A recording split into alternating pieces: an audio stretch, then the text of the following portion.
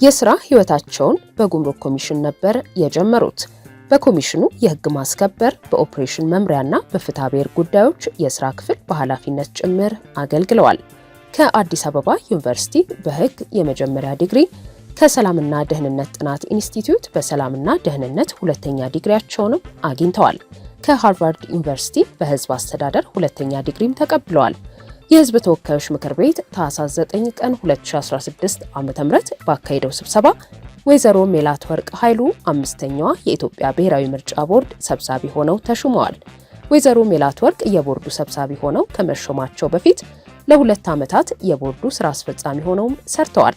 በ2018 ዓ.ም የሚካሄደውን 7ኛውን ሀገራዊ ምርጫ በማስመልከት ቦርዱ ረቂቅ የጊዜ ሰሌዳ ይፋ ማድረጉ ይታወሳል።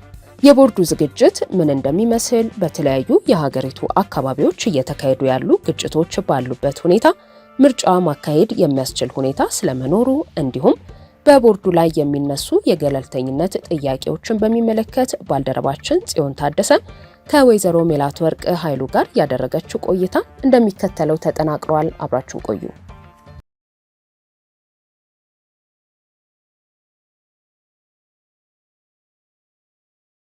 ዝርዝር ካስቀመጥናቸው የተለያዩ ስራዎችና ተግባራት በተጨማሪ እንግዲህ ያው ቦርዱ በጣም ዝርዝር የሆኑ የምርጫ ዝግጅቶች እያደረገ ይገኛል። በእርግጥ ምርጫ ዝግጅቱን የጀመረው አሁን አይደለም። ነገር ግን ካለፈው ዓመት ከ2016 ጀምሮ ህግ ከማሻሻል የሚጀምር ነበረ። የ1162 የሚባለውን አዋጅ አሻሽሏል። እሱን ካሻሻልን በኋላ ያው ለሚመለከታቸው ባለድርሻ አካላቶች ጋር ውይይት አድርገናል።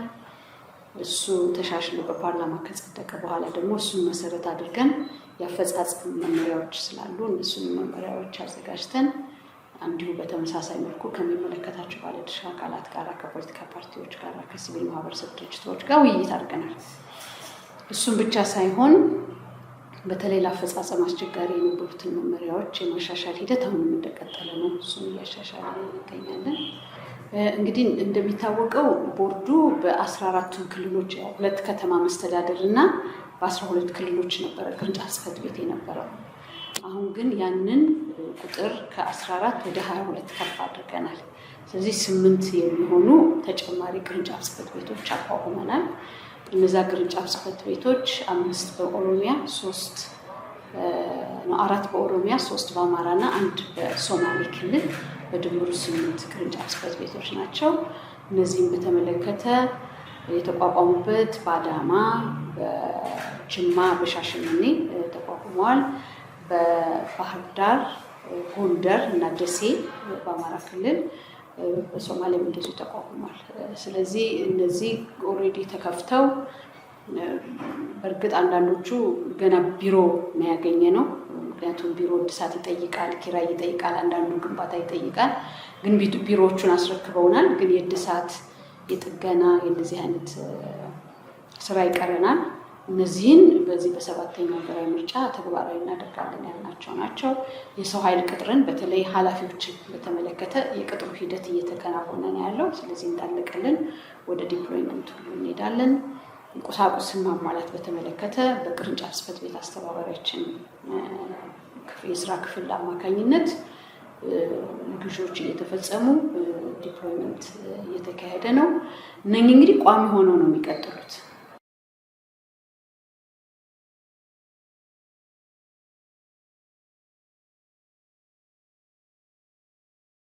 እንግዲህ አሁን አይ ቲንክ ኤግዛክትሊ ቁጥሩን መናገር ያስቸግረኝ እንደሆነ አላውቅም እንጂ ወደ 65 የሚሆኑ ፖለቲካ ፓርቲዎች አሉ። የክልላዊና አገራዊ ፓርቲ ነው የሚባሉት። እንግዲህ እነሱ ከኛ ጋራ በጣም ለብዙ ረጅም ጊዜ የማያቋርጥ ግንኙነት ነው ያለን። ዕለት ዕለት ስራችንም ይሄ በመሆኑ ከነሱ ጋራ ጥሩ የሚባል ግንኙነት አለን። እንግዲህ በምርጫ ዝግጅት አቅጣጫ እነሱን በተለይም አንዱና ዋናው የሆነው የምርጫ ዝግጅት ብለን እኛ የምናምነው እነኚህ ፖለቲካ ፓርቲዎች ይዘዋቸው የሚመጡት ፕሮግራሞች ምንድን ናቸው? ፖሊሲዎቻቸው ምንድን ናቸው? ለመራጩ ሕዝብ ተረድቶ አውቆ አንዱን ፓርቲ ከሌላው ፓርቲ ለይቶ ይሄ የተሻለ ነገር ይዞ መጥቷል እና ልምረጥ የሚሉበትን ፕሮግራማቸውን የሚያቀርቡበትን ሁኔታ ማመቻቸት በሚል ተነስተን የስልጠና ፕሮግራም አዘጋጅተን ስኪል ዴቨሎፕመንት ተሰጥቷቸዋል። እንዴት አድርገው ዲቤት ያደርጋሉ፣ እንዴት ይከራከራሉ፣ እንዴት ሀሳባቸውን ለህዝቡ ያቀርባሉ የሚል የመጀመሪያ የስልጠና ጊዜ ሰጥተናል። ከዛ በኋላ ቀጣይነት ደግሞ የጥቅምት 10ን ውይይት ባደረግን ማግስት ከጥቅምት 11 ጀምሮ እስከ 14 በተለያዩ የተመረጡ ርዕሶች ላይ ሶስት ፓርቲዎች በአንድ ጊዜ እየቀረቡ ክርክር አድርገዋል። ክርክሩ በጣም ጠቃሚና ብዙዎቹ እንደተማሩበት የገለጹልን ነው። በክርክሩ ሂደትም ድምፅ መስጠት ስርዓት ተካሂዷል። በድምፅ መስጠት ስርዓቱ እዛ የነበሩት ፖለቲካ ፓርቲዎች ተሳትፈዋል። በዛ የክርክር ሂደት አሸናፊ የሚባለው ተከራካሪ ሁሉ ሪኮግናይዝ ተደርጓል። እነዚህ ትልልቅ የምርጫ ዝግጅት ሂደቶች ናቸው ብለን እናስባለን። በሌላ በኩል ብዙ ጊዜ ፓርቲዎች እየተቸገሩበት ያለው የዚህ የውስጥ ዲሞክራሲ እና የውስጥ ቅሬታ አፈታትን በተመለከተ እሱም ሌላ ቦርዱ እየሰራው ያለው ነው ከነሱ ጋር።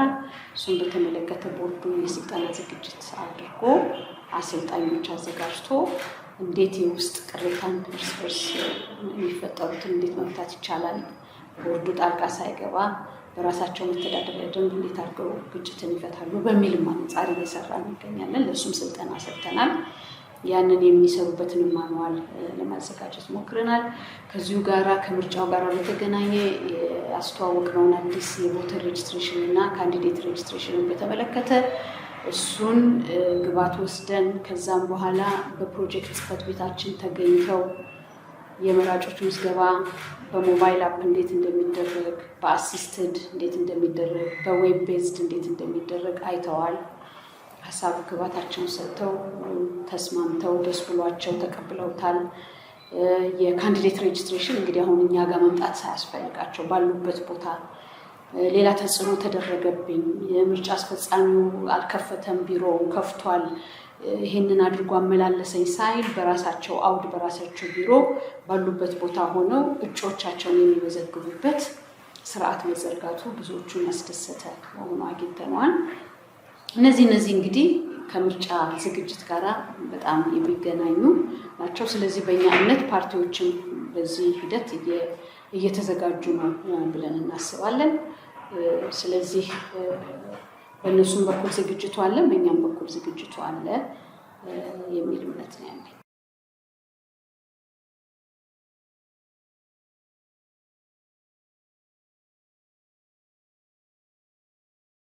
እንግዲህ አሁን ዳታ ይዘን ስለማንነጋገር ከዚህ ውስጥ ይሄን ያህል ብዬ በትክክል ቁጥር መናገር ቸገር ይሆናል። ግን አብዛኛዎቹ በሚባሉት ባለው ስርዓት በ3 ዓመት ነው፣ በየ3 ዓመቱ ነው ጠቅላላ ጉባኤ እንዲያደርጉ የሚጠየቁት። ብዙዎቹ አሟልተዋል። ጠቅላላ ጉባኤያቸውን አድርገው አሟልተው አቅርበው ብዙዎቹም ቦርዱ ተቀብሎ ታዛቢ ልኮ አይቶ ተቀብሎ ያጸደቀላቸዋል። ለመጽደቅ በሂደት ላይ ያሉ አሉ። ለስብሰባ ጥሪ ጠርተው ፕሮግራም ያስያዙ አሉ። ስለዚህ በአብዛኛው በሚባሉ ፖለቲካ ፓርቲዎች ይህንን በህግ ያለ የ3 ዓመት ሪኳየርመንት አሟልተዋል። የቀሩ አሉ፣ በሂደት እያሟሉ ይሄዳሉ ብለን እናምናለን።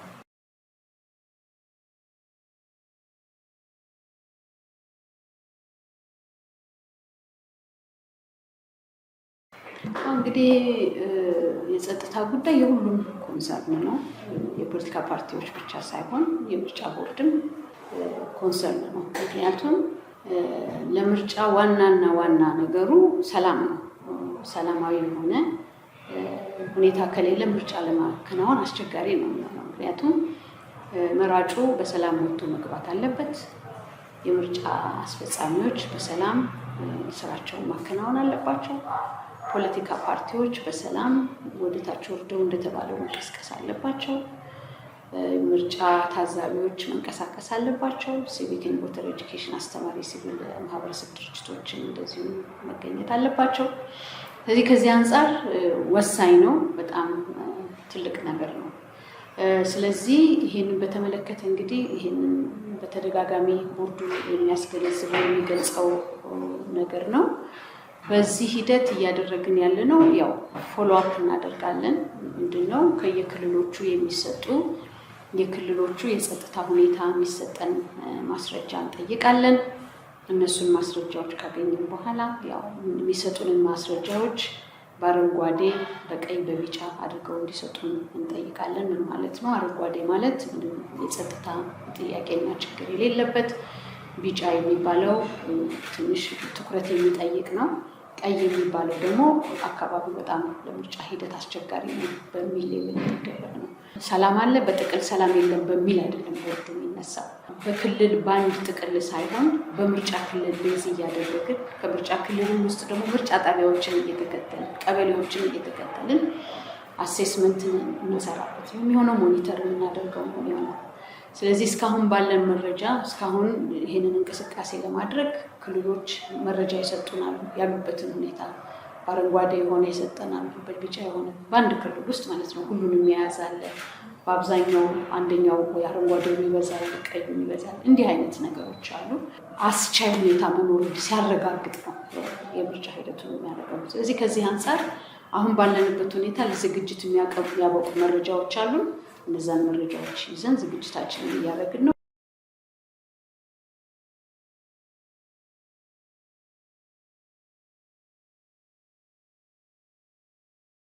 እስካሁን በደረሱን መረጃዎች እንደሱ የሚያስደርግ አይደለም። አሁን ለምሳሌ በምሳሌነት ለመጥቀስ እነዚህ XY ኮኦርዲኔት ፒክ ለማድረግ የምርጫ አስፈጻሚዎቻችን ከየካቲት ወር ጀምሮ 2017 ማለት ነው እነዚህ ምርጫ ክልል የማደራጀት ስራ የሚሰሩት ልጆች ሲሄዱ ባለሙያዎች ሲሄዱ ተንቀሳቅሰው ኮኦርዲኔት አንስተዋል። ወደ 30,000 የሚጠቁ ምርጫ ጣቢያዎች ሁሉም ቦታ ላይ አይደለም፣ የተወሰኑ ያልሄዱባቸው ክልሎች አሉ። በሄዱባቸው ክልሎች እነዚህን ያህል አንስተዋል። ገና ያልጀመርንባቸው ያልሄድንባቸው መረጃ የምንጠብቅባቸው ክልሎች አሉ። እነሱ ደግሞ ስናገኝ በቀጣይነት መንቀሳቀስ በሚያስችልበት ሁኔታ እየተንቀሳቀስ እንሰራለን። ግን እስካሁን በሰበሰብነው ራሳቸው ክልሎቹን በላኩት እንኳ ሰነድ ለምሳሌ ቀይ አድርጎ የላከ ክልል አለ፣ ቢጫ አድርጎ ይላካል። በአንድ ክልል ውስጥ አረንጓዴም አለ፣ ቢጫም አለ፣ ቀይም አለ። አንዳንዱ ደግሞ አረንጓዴና ቀይ ሊሆን ይችላል። ሁሉንም አይነት ይዘን ነገር ግን ባለን ዳታ አሁን ለምናወጣው ፕሮግራም የሚቻልባቸውን አካባቢዎች በጣቢያዎቻችንን ለይተን ምርጫ ክልሎቻቸውን ለይተን በጂአይኤስ XY ኮኦርዲኔታቸውን አንስተን ነው ዳታዎቻችንን የሰበሰብን።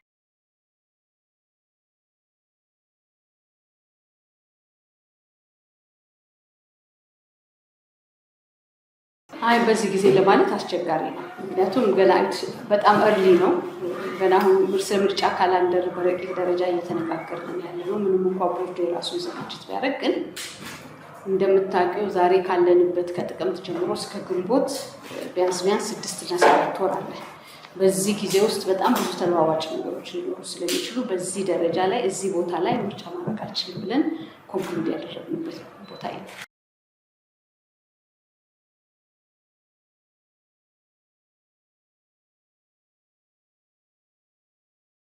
ትግራይ ክልል እንደ ማንኛውም የኢትዮጵያ ክልል ምርጫ እናደርጋለን ብለን በዝግጅት ላይ ያለ ነው። ይህንን ስናደርግ አሁን ሳይሆን ከ2017 ጀምሮ ቅርንጫፍ ጽሕፈት ቤታችንን ከማደራጀት የሲቪክ ኤንድ ቮተር ኤጁኬሽን ትምህርት ከመስጠት አቅም ከመገንባት አንጻር እየሰራ እንገኛለን በቢሮችን ደረጃ። በተጨማሪ ደግሞ በትግራይ ክልል በጣም በቅርብ ጊዜ ቢሆን ወደ 4 እና 5 የፖለቲካ ፓርቲዎች እየመጡ ነው። በጊዜያዊ ፈቃድ የተሰጣቸው የፖለቲካ ፓርቲዎች አሉ። መረጃን በተመለከተ ለጊዜያዊ አስተዳደሩ መረጃዎች እንዲሰጡ ይልከናል። ልክ በሌሎቹ ክልሎች እንደላክ ነው። የጸጥታን አሴስመንት የምርጫ ጣቢያ አቋቋምን በተመለከተ ሁሉም ክልል ላይ የላክነውን አይነት መረጃ ልከናል። እየጠበቅን ነው። ምላሽ እስከሚሰጡን ድረስ በመጠባበቅ ላይ ነን። ምላሽ እንደሰጡን ከምናገኘው ፊድባክ ተነስተን እኛም ደግሞ የራሳችን ፕሮግራም የምናወጣው።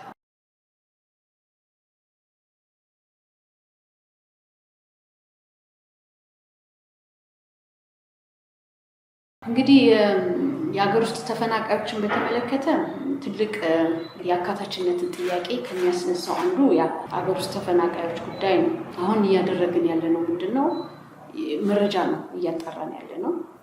ለክልሎች በሙሉ ጽፈናል። በእነሱ በእያንዳንዱ ክልል ውስጥ አሉን የሚሏቸው የሀገር ውስጥ ተፈናቃዮች ቁጥር፣ እድሜያቸው ለመምረጥ የሚደርስ ቁጥር ምን ያህል እንደሆነ፣ ከየት አካባቢ ተፈናቅለው እንደመጡ፣ እዛ አካባቢ ምን ያህል ይሄንን እኛ ራሳችን ዳታ መሰብሰቢያ ቅጽ አዘጋጅተን ለሁሉም ክልሎች በትነናል። በክልሎቹ ብቻ አልቆምንም። በዚህ በአይኦኤም የሚባለው ድርጅት ተመሳሳይ መረጃ ሊኖረው ስለሚችል ምክንያቱም አንድ ጋር የምናገኘው መረጃ በሌላ ስለምናጠራና ቤት ስለምናደርገው ከነሱም ጠይቀናል።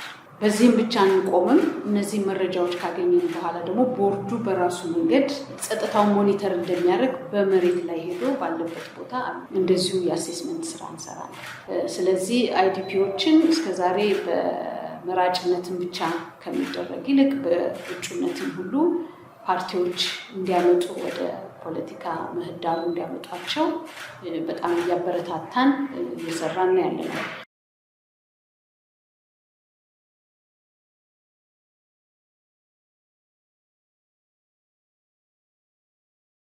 ይሄ በአብዛኛው ከፐርሴፕሽን ጋር የሚገናኝ ነው።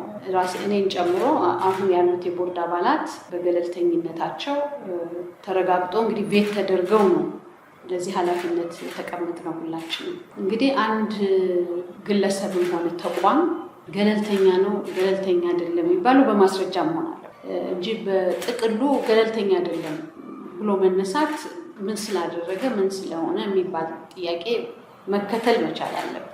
እንግዲህ እኛ በህግ ስንቋቋም ይሄ ተቋም በህግ ሲቋቋም ይሄንን ገለልተኝነት ለማስጠበቅ በኢትዮጵያ ሕዝብ ቃል ገብተን ገለልተኝነታችንን እናስጠብቃለን ብለን ነው ይሄን ኃላፊነት ይወሰድ። እንግዲህ ብዙ ጊዜ ምርጫ ቦርድ ፖለቲካ ፓርቲዎችን ያስተዳድራል። ስለዚህ በዚህ ሂደት ለምሳሌ በፖለቲካ ፓርቲዎች በምንሰጣቸው ውሳኔዎች ቅር የተሰኘ ወገን ከአንደኛው ወገን ወስዶ ሊለጥፈን ይችላል፣ አንደኛው ወደ ሌላ ሊለጥፈን ይችላል። ስለዚህ ይሄ ኢትዮጵያ ብሔራዊ ምርጫ ቦርድ ብቻ ሳይሆን በየትኛውም ዓለም ያለ የምርጫ ተቋም ሁልጊዜ በእንዲህ አይነት ሌቭሊንግ ብዙ ጊዜ ሲነሳ እንሰማለን። ለእኛ ግን ዋናው የተቋቋመበት ማንዴት አለ። ያንን ማንዴት መሰረት በማድረግ በህግ ነው ኢንዲፔንደንሲያችንን ማረጋገጥ የምንችለው። ኦብጀክቲቭሊ የምንለካበት ህጋችን ይመስለኛል እንጂ እኔ ገለልተኛ ነኝ ብዬ 10 ጊዜ በመናገር አይደለም። ግን በተሰጠኝ ማንዴት በዚህና በዚህ መካከል ልዩነት ሳላደርግ ኦብጀክቲቭሊ ገለልተኝነቴን መጠበቅ ለአንዱ ሳላደላ ህጉን ብቻ እየተረጎምኩ መስራት ስችል ነው ገለልተኝነት የሚረጋገጠው እንጂ በቦርድ ውሳኔ ደስ የተሰኘ አይ ምርጫ ቦርድ ገለልተኛ ነው በጣም ዲሞክራቲክ ተቋም ነው ብሎ ሊያደንቀው ይችላል። በቦርድ ውሳኔ ያዘነና የተበሰጨ አይ እሱማ ገለልተኛ አይደለም ከዚህኛው ወገን የተጣበቀ ነው ይለዋል። እና እኔ ይህንን መልሼ ለሚጠይቁት ሰዎች ነው ይህን ጥያቄ መልሼ የሚሰጠው። ተቋሙን ገለልተኛ ነው ሲሉና ሳይሉ ሲቀሩ ምንድነው መመዘኛው? ምን ስላደረገ ነው ገለልተኛ አይደለም የሚለው? ገለልተኛ ብለው ስላሉን ብቻ ተደስተን የምንጨፍርበትም አይደለም። ምን ስላደረግን ነው ገለልተኛ የተባልነው የሚለውን ሁልጊዜኛ እንጠይቃለን። እና አይ ቲንክ ለገለልተኝነት ትልቁ መለኪያውና መሳሪያው በተሰጠው ማንዴት በተሰጠው ህግ ልዩነት ሳያደርግ በትክክል በህግ መስራታችን ይመስለኛል። ከሳብጀክቲቪቲ ነፃ መውጣታችን ይመስለኛል። አይደላችሁም ለሚሉን ያልሆንንበትን አቅርበው በዛ ብንነጋገር በጣም ይቀላል። ምርጫ ቦርድ ውሳኔ ይሰጥ የሚቀጥለው መብት ምንድነው? ወደሚቀጥለው የህግ አካል ሄዶ ያንን የምርጫ ቦርድን ውሳኔ በፍርድ ቤት መሞገት ነው። በፍርድ ቤት ከተሞገተ በኋላ ፍርድ ቤት ሲወስንብን ህግ አክባሪ ነው፣ የፍርድ ቤት ውሳኔ አክባሪ ነው። ቦርዱ ከታች ሳይስማማ ቢወስንም ፍርድ ቤት ክርክሩ እስከ መጨረሻ ሄዶ ፍርድ ቤት ከወሰንብን ተግባራዊ እናደርጋለን።